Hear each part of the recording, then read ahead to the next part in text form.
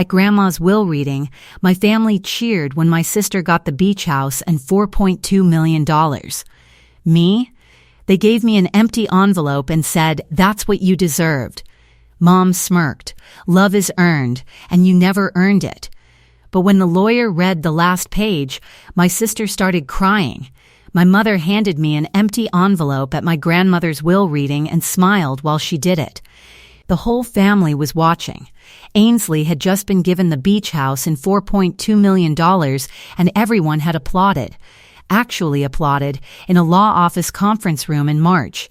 Then my mother slid the envelope across the table to me and said, "Love is earned, and you never earned it." I opened the envelope. It was empty. I set it down on the table in front of me. I did not cry. I was still holding it when the attorney said, "There is one more page," and the whole room changed. My name is Cora Vance. I am 34 years old. I am an archivist at a university in Harlan, Kentucky, which means I spend my days preserving what other people would rather have forgotten, protecting records from the slow erosion of neglect and the sharper erosion of intent. I have handled documents that were 300 years old and documents that were 3 weeks old, and I have learned to read both with the same care, because the age of a record does not determine its weight. What determines its weight is what it says when no one is managing it. My grandmother Vivian understood this about me. She had understood it since I was 12 years old, and she found me in her study reading a letter her own mother had written in 1943. She did not scold me. She sat down beside me and she asked me what I thought the letter said between the lines. I told her. She said I was right. That was the beginning of something between us that my mother and my sister had never been able to name and therefore had never been able to take. I want you to hold on to that. It is the whole hinge. Drop a comment telling me where you're watching from and subscribe to Calm Life Stories, because what is on page 12 of my grandmother's will is the reason this story exists. I need to give you the shape of this family before I give you the room. My mother, Marilyn, has been performing love her entire adult life with the precision of someone who understands that performance and substance can occupy the same space as long as the audience is not watching closely. She loved Ainsley visibly, loudly, with gifts and phone calls and the particular kind of maternal attention that announces itself in rooms. She managed me. There is a difference. And I learned it early, and I spent 20 years making peace with the difference, because making peace with it was the only option that did not cost me more than I had. My father Douglas died 4 years before the will reading. He was a quiet man whose primary contribution to my childhood was not disagreeing with Marilyn in front of us, which meant that the family's emotional architecture was entirely her design. I do not blame him entirely. I understood the cost of disagreement in that house. I paid it myself often enough to know it was real. Ainsley is 3 years older than me. She has my mother's particular gift for performing. She performs warmth, performs gratitude, performs the kind of easy confidence that comes from having been told since childhood that the room was yours. She has never been unkind to me outright. She has simply been present, and I have been peripheral. And in my family, that distinction carried all the weight of a formal policy. My grandmother Vivian was the one exception to the architecture. She was 81 when she died. She had been my mother's mother, which meant she had watched my mother's choices for her entire adult life from the specific vantage point of a woman who loved her daughter and did not always respect her.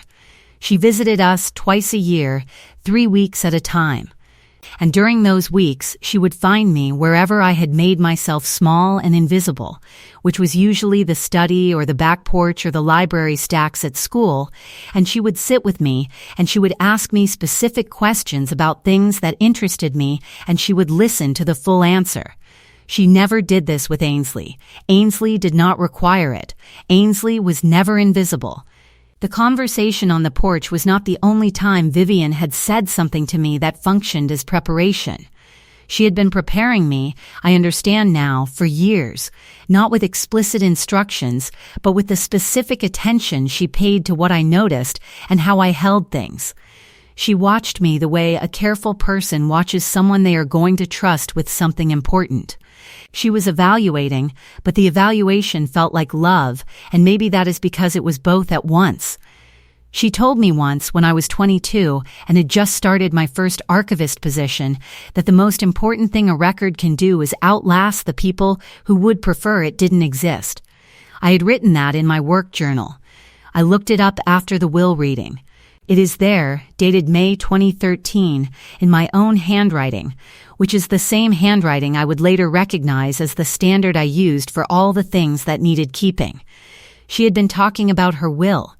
I did not know it then, I know it now. The last time I saw Vivian alive was 8 months before she died. She came to visit in the fall, the usual 3 weeks.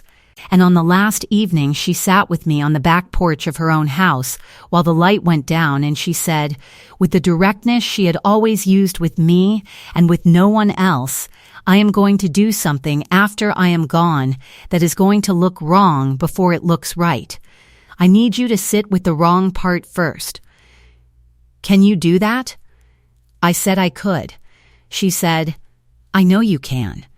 That's why it's you. She did not explain further. I did not ask. That was how things worked between us. She trusted me to hold what she said until it mattered, and I had never failed her in that, and she knew it. She died 6 months later, peacefully in her own bed at 4 a.m. on a Tuesday. I got the call from her housekeeper, and I sat with it for a long time before I called my mother. Not because I was withholding anything, but because I needed a few minutes in which Vivian was only mine to grieve before she became a topic of family management. I want to tell you about the drive to the will reading because it was the last hour in which I did not know what I was going to be holding by the end of the morning. Phoebe drove. I sat in the passenger seat and watched the rain on the highway, and I thought about what Vivian had said on the porch. Something is going to look wrong before it looks right. I had been holding that sentence for 8 months. I had tested it against various interpretations of what it might mean, and I had not landed on the one that turned out to be correct, which was that my mother was going to slide an empty envelope across a conference table while a room full of people watched, and that I was going to open it, and that the wrongness of that moment was the price of admission to the last page. Phoebe said, "You're quiet." I said I was thinking. She said, "About?" I said about what she meant by sitting with the wrong part. Phoebe knew about the porch conversation. She had been the person I had told first, the night I got home from Vivian's last fall visit. She thought about it for a moment, and then she said, "She was protecting you from hoping. If you don't know what's coming, you can't let yourself hope, and then it can't be taken away early."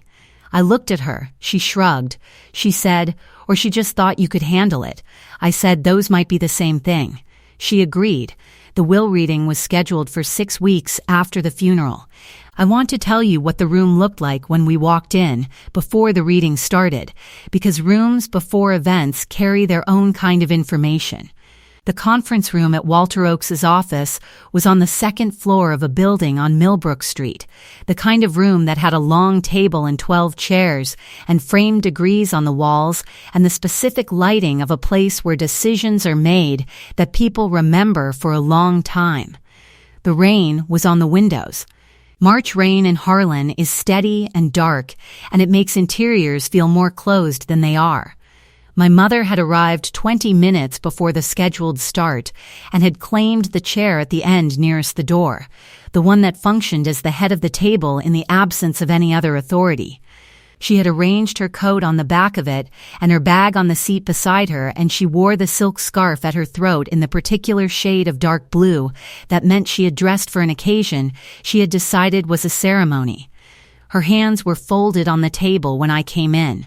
Her eyes assessed me the way they always assessed me, from somewhere behind a polished surface.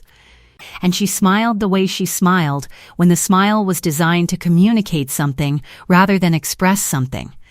Ainsley was already seated to her right.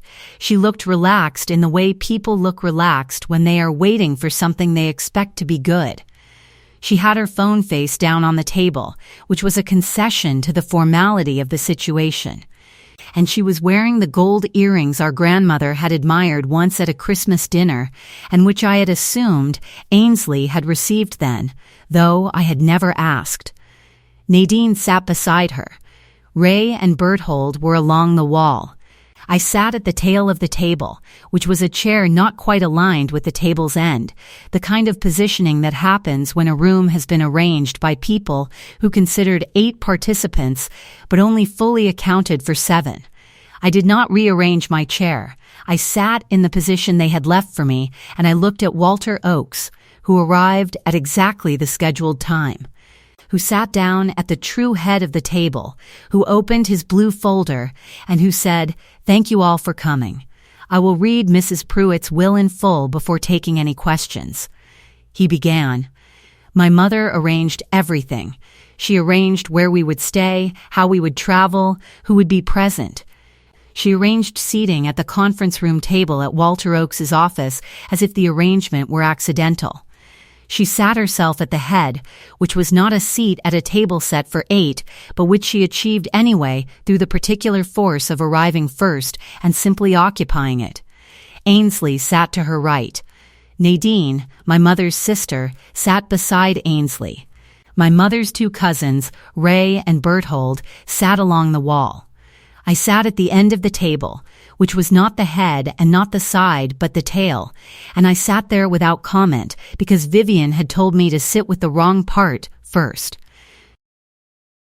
Walter Oakes was 63 and carried himself with the specific composure of a man who had spent decades reading documents in rooms where families could not agree on what the documents meant. He had a blue folder in front of him. He opened it. He read. The will was 11 pages. I know it was 11 pages because I counted the pages visible behind the staple while Walter read. The way I count pages when I receive a collection at work, assessing the volume before I assess the content. 11 pages was not a short will. 11 pages suggested a woman who had thought carefully about what she wanted to say and had found a way to say all of it. Walter read for 22 minutes. The house in Harlan went to Nadine. The jewelry collection went to my mother, which my mother accepted with the gracious nod of a woman who had expected it. The savings account went to her church. And then, the beach house at Sullivan's Point and the investment portfolio, valued at $4.2 million in total, to Ainsley Marie Pruitt. Ainsley made a sound, not words. A sound that meant relief and triumph combined in a way she had not yet arranged into acceptable language. My mother put her hand over Ainsley's hand. Berthold, who was 60 and had no reason to applaud at a will reading, began to applaud. Ray joined him. Then Nadine. 3 people in a conference room in March applauding the reading of a dead woman's will because the dead woman had done what they expected. I held the empty envelope. My mother had produced it from her purse during the applause. She slid it across the table in the direction of Walter Oakes's folder, crossing the table space until it lay in front of me. She looked at me the way she looked at me when she was performing a verdict rather than delivering one. Her fingers went to the silk scarf at her throat. She smoothed it once. "That's what you deserved," she said. Walter Oakes looked at the envelope. He looked at me. His face said nothing. He had a professional face, the kind you develop when you have read enough wills in enough rooms to understand that the right expression for most of these moments is no expression at all. I picked up the envelope. I opened it. I looked inside. I set it back down. "Love is earned," my mother said, "and you never earned it." I looked at her. Not with anger, not with tears. I looked at her the way I look at a document when I am establishing what it actually says before I decide what to do about it. Then I looked at Walter Oakes. He had not closed his folder. He had been watching my mother deliver her verdict with the expression of a man waiting for the correct moment to speak. He cleared his throat. He looked at the room. "I apologize," he said. "There is one more page. If you have ever sat in a room where your family told you exactly what they thought you were worth, comment the last page below and subscribe to Calm Life Stories. My mother's hand stopped moving at her throat. "I beg your pardon?" she said. "Page 12, Walter said. "It is a formal addendum to the will, executed separately 6 months ago before a different notary. It is legally binding and part of the estate documentation." He did not apologize for its existence. He simply turned to it and began to read. The addendum was on cream paper. I noticed this because I notice paper, the way archivists notice paper, the weight and the color and what those things suggest about the intention behind the document. The first 11 pages had been standard white bond. Page 12 was cream, heavier, the kind of paper you choose when you want what is written on it to be taken seriously. Vivian had chosen it deliberately. Of course she had. Walter read slowly. The addendum established a conditional trust over the beach house and the $4.2 million. Ainsley would receive both. The title would transfer. The funds would deposit. But the trust carried 3 conditions, each running for a period of 5 years from the date of probate, each measurable by independent verification, each subject to annual audit by the estate attorney. Condition 1. Ainsley must maintain the beach house as her primary residence, not a rental property, not a seasonal property, her home. If she sold it, subdivided it, or rented it for any period exceeding 30 consecutive days, the condition failed. Condition 2. Ainsley must document a minimum 10% charitable contribution from her annual income each year for 5 years.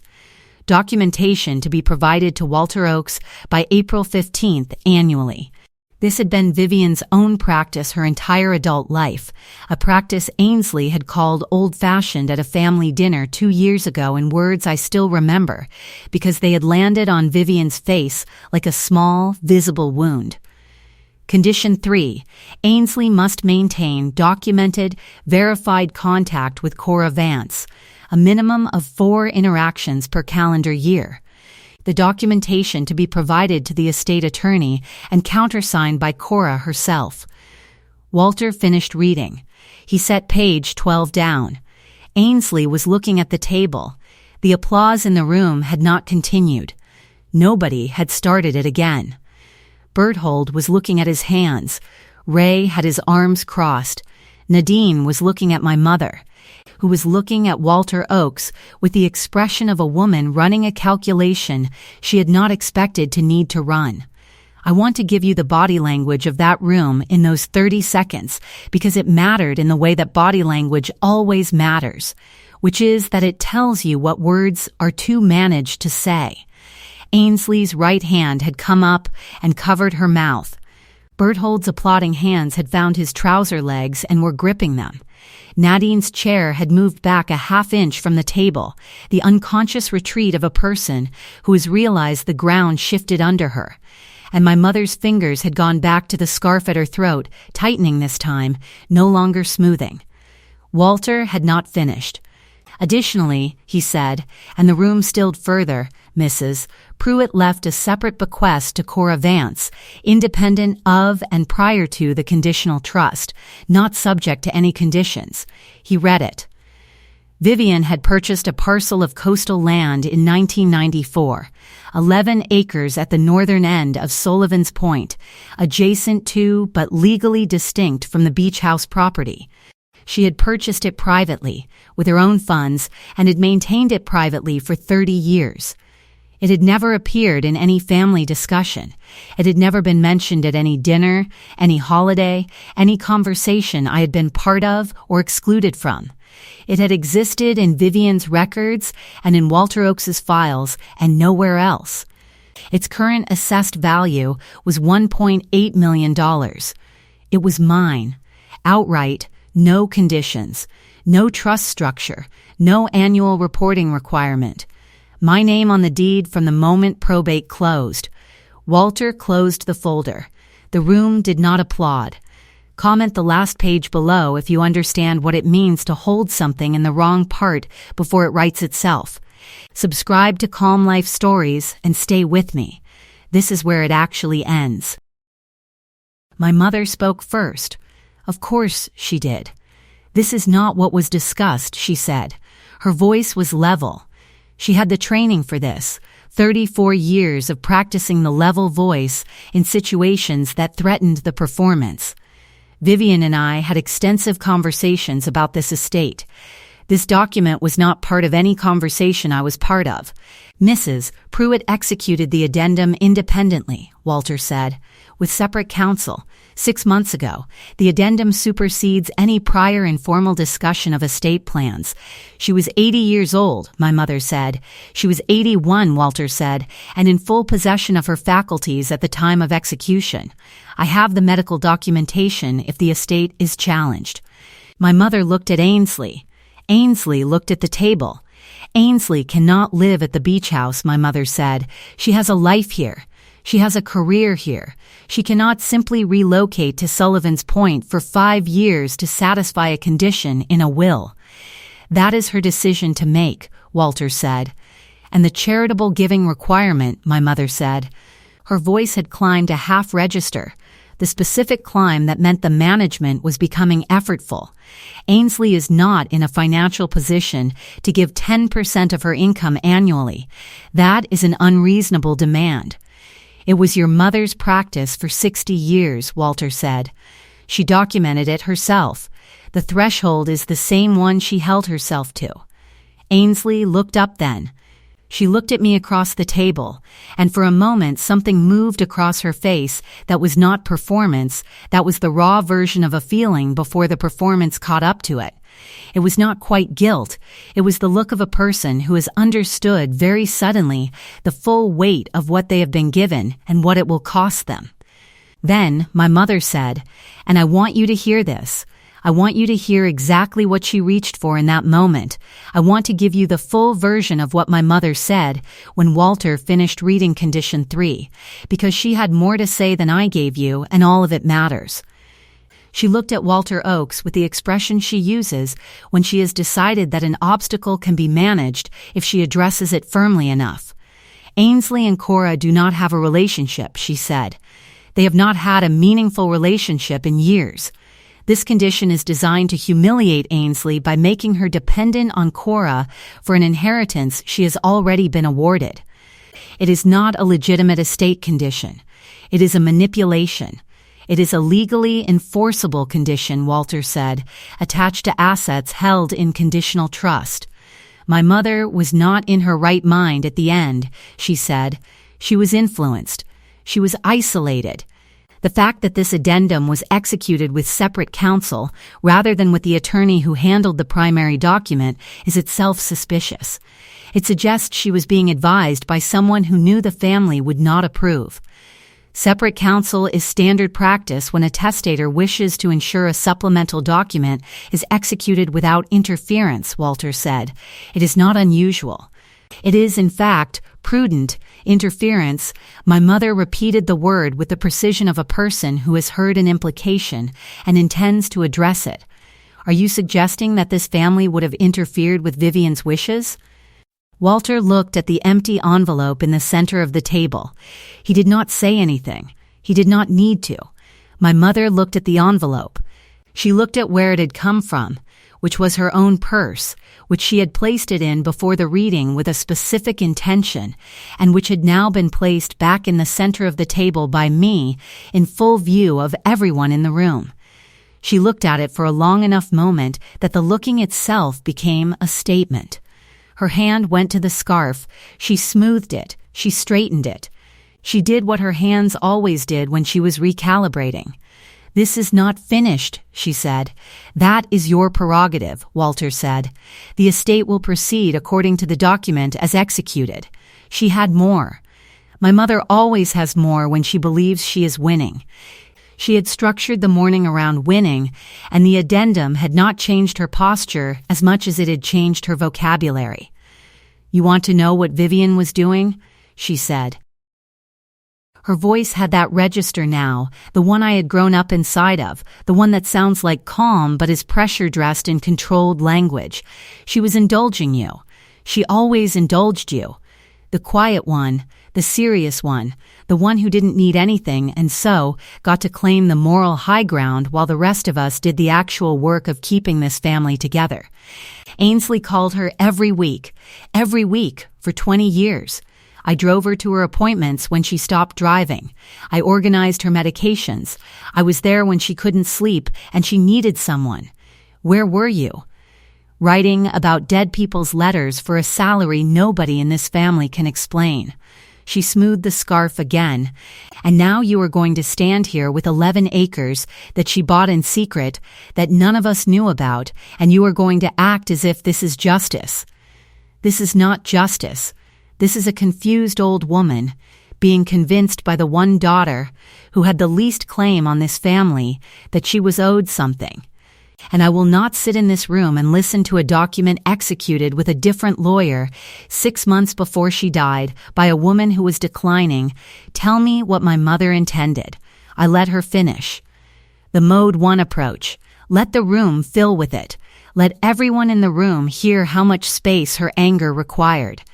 Then, I said the thing I had been carrying since the porch conversation 8 months ago.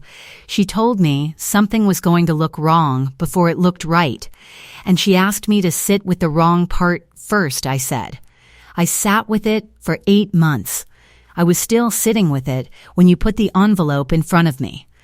That is what she asked me to do, and that is what I did. My mother stared at me. She knew you would do this, I said. She planned for it. She planned for it. That is not a confused woman being influenced. That is a very clear woman planning very carefully. And she planned it with separate counsel, in writing, with medical documentation, because she knew you would say exactly what you just said. Cora put her up to this. She spent years working on that old woman and she turned her against this family. And this is the result. This is not Vivian. This is Cora. The room did not move. I picked up the empty envelope from the table. I had not put it down since my mother slid it to me. I had been holding it through 22 minutes of reading and 30 seconds of silence, and the entire addendum and the entire response from my mother and I was still holding it now. I set it very deliberately in the center of the table where everyone could see it. Grandma wrote this 6 months ago, I said. I had not spoken to her in 4 months before she died. We wrote letters. The last one I sent her was about a collection of Civil War correspondence I was cataloging at work. That was our last communication. You are welcome to read it. I had brought it. It was in my bag. I did not take it out. I did not need to. I used the archivist's voice. The one I use when I am describing a record to someone who has never seen it and may not understand what they are looking at. Calm, precise, not performing certainty, simply being certain. Vivian made her own decisions, I said. She always did. That was the part about her you never figured out how to manage. My mother's hand was at her throat again. Tightening, smoothing, tightening, Nadine said quietly from her end of the table. Marilyn, just the name, nothing else. But the way she said it was the way you say someone's name when you are asking them to stop before they make something worse. My mother did not stop. But she did not say anything further, which was its own kind of stopping. Ainsley said, "Can I see the conditions again?" Walter slid page 12 across to her. She read it. She read condition 3 twice. I could see her reading it twice because her eyes moved back to the top of that paragraph the way eyes do when they are confirming something they cannot quite believe. Documented, verified contact with Cora Vance. Countersigned by Cora herself. She looked at me. She was about to say something. I will never know exactly what, because what came out was not a sentence. It was the beginning of a sentence that did not arrive. Her eyes filled. Not performance. Not the managed version my mother used. The real version. The kind that comes when a person is calculating what they have lost and the number is larger than they expected. I said Ainsley started crying at the will reading, and I want to be more precise about what that looked like, because precision is the only honest version of memory. It was not the loud version of crying. It was the version that happens when someone is trying not to cry and losing the effort incrementally, the way water goes through a crack. Her chin moved first. Then her jaw set, which was the attempt to stop the chin. Then her eyes went bright in the specific way that has nothing to do with happiness. Then her right hand came up, the same hand that had covered her mouth at the moment of the applause, and she pressed 3 fingers to her lips and looked at the table and did not look at anyone else in the room. Berthold looked at the window. Ray uncrossed his arms and crossed them again and settled on looking at his own shoes. Nadine said my mother's name, once, quietly, and my mother did not respond to it. Walter gathered his documents with the composure of a man who has seen many rooms learn something hard about themselves. He stacked the pages. He straightened them. He closed the blue folder. And in the silence that followed, while the rain continued on the windows and the fluorescent lights above the conference table kept their steady indifferent hum, I thought about my grandmother sitting at a desk in 1994, writing a check for 11 acres of coastal land and not telling anyone, carrying it for 30 years the way archivists carry things, carefully, in the dark, waiting for the light. She earned something too, I thought. She just did not know what she was earning toward. Walter handed me a second envelope after the room had emptied. Not empty this time. Sealed, Vivian's handwriting on the front. Not my full name, just Cora. He said she had left it with him 8 months ago with instructions to give it to me privately, after the reading when no one else was in the room. He said she had been very specific about the when. I held it. I did not open it in that office. I walked out to the parking lot where Phoebe was waiting with the car running, because March in Harlan requires a car with the heat running. And I got in, and Phoebe did not ask me anything immediately, because she knows me well enough to know when something needs a moment before it needs words. I held the envelope on my lap the whole drive to the place we were staying. I held it through dinner. I held it through the phone calls I did not answer from my mother that evening. There were 4 of them. I noted each one and returned none of them, not because I had decided never to return them, but because I had not yet decided when. The letter from Vivian ran 4 pages in her handwriting, which was the handwriting of a woman who had been writing letters since before pens were ballpoints, small and precise and slanted in the direction of someone who had learned penmanship as a formal skill. I read it twice. The desk lamp was the only light in the room. Phoebe was asleep. The phone had stopped ringing at 9:30. She wrote that she had watched my mother build a family around the performance of love for 60 years, and that she had loved her daughter anyway, which she said was not a contradiction. She wrote that love and clarity are not the same thing, and that a person can hold both at once if they are careful about it. She wrote that she had been careful. She wrote that the coastal land was not a gift. It was an acknowledgement. There is a difference, she said, between giving someone something and acknowledging what they were always owed. She had spent 30 years deciding whether what I was owed was the same thing as what the family would take from me if they could. She had decided the answer was yes, so she had done what she could with what she had. She wrote that the empty envelope would happen. She had not been certain of the form it would take, but she had been certain of its content, which was that my mother would find a way to use the reading as a final public statement about how she had ranked me. She wrote, "I'm sorry you had to hold it. I needed you to hold it so that what came after would mean what it means." I folded the letter after the second reading. I put it in its envelope. I held the envelope for a moment, the way I hold things at work when they are fragile, and I want to be sure of my grip before I move them. Then I put it in the interior pocket of my bag, where I keep the things that need keeping. I read the letter that night, alone, after Phoebe had gone to sleep. Sitting at the small desk in the room with the lamp on and the window dark outside. I am not going to tell you what it said, not all of it. Some records are not for rooms, but I will tell you one sentence because Vivian would have wanted it said. She wrote that she had planted the coastal parcel like a seed in 1994, the year I was 4 years old. The year she first held me for an extended time and understood what kind of person I was going to be. She had been tending it for 30 years. She wrote that she hoped I would tend it too. I folded the letter. I put it back in the envelope. I put the envelope in the interior pocket of my bag where I keep the things that matter. Here's what happened after. Ainsley did not meet the first condition. She did not relocate to the beach house. She listed it with a rental agent 8 months after probate closed, which was within the first year of the trust period, which triggered the failure clause in Condition 1. Walter Oakes filed the appropriate documentation. The beach house transferred to my name in the 14th month following the will reading. The investment portfolio followed in month 18 after the first charitable giving deadline passed without documentation. Ainsley called me once between the will reading and the transfer. She called on a Wednesday evening in October, 7 months after March. She said she wanted to talk. I said I was listening.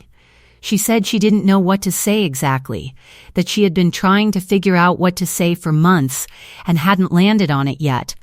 I said she didn't have to have it figured out. She said she knew. She was quiet for a moment. Then she said she had not known about the addendum.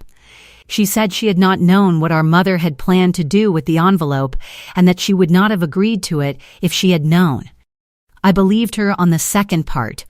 On the first part, I was less certain, but I did not say so, because the question of what Ainsley had known was less interesting to me than the question of what we were going to do from that point forward.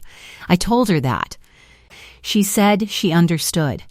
We talked for another 12 minutes about things that had nothing to do with the will, which was the most honest conversation we had managed in a decade. Condition 3 would have required 4 interactions a year. We had that one phone call.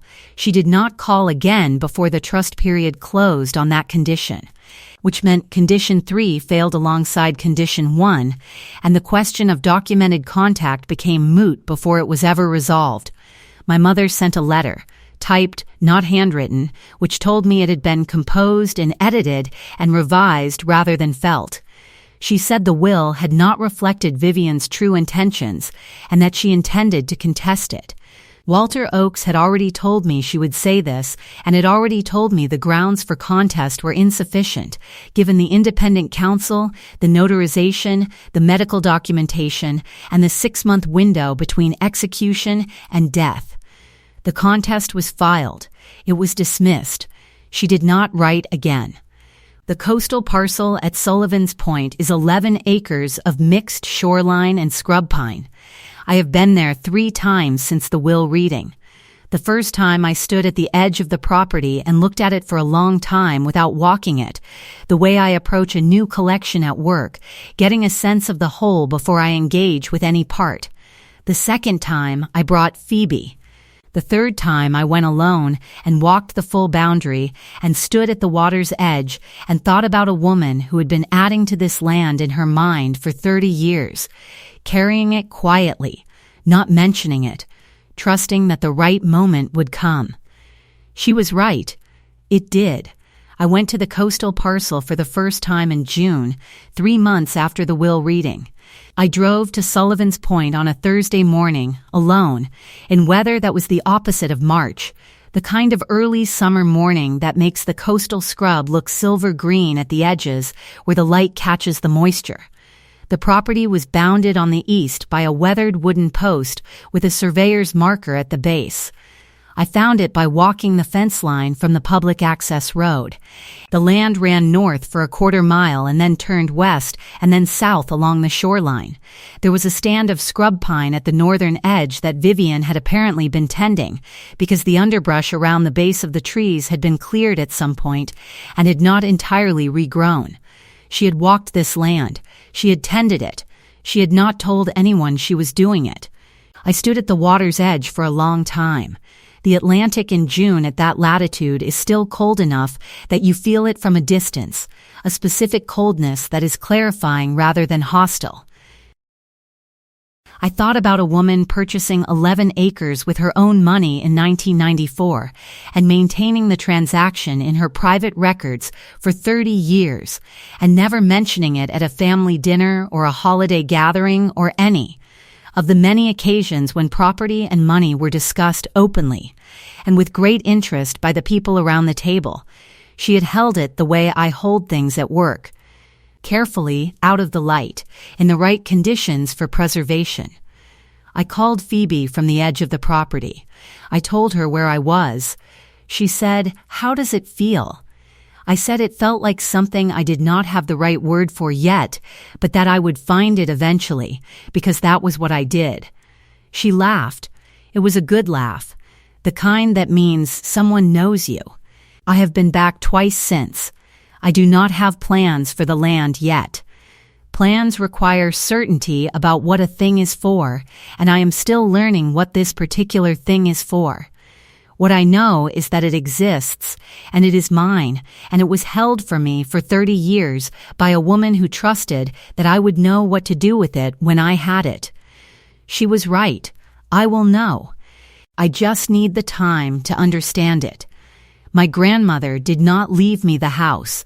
She left me the record of what she thought, what she planned, what she trusted me to hold, and she left me the land, which is its own kind of record, the kind that does not require paper to be true. The empty envelope is still in my bag. I kept it. I do not keep it as a wound.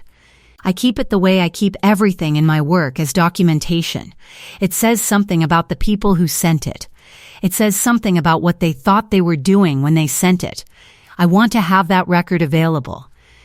Comment the last page if this story found you. Subscribe to Calm Life Stories and share this with someone who has spent too long being the person their family handed empty envelopes to. Because the last page is never the one they write. It is the one that was already written, waiting for the right moment to be read. I will see you in the next one.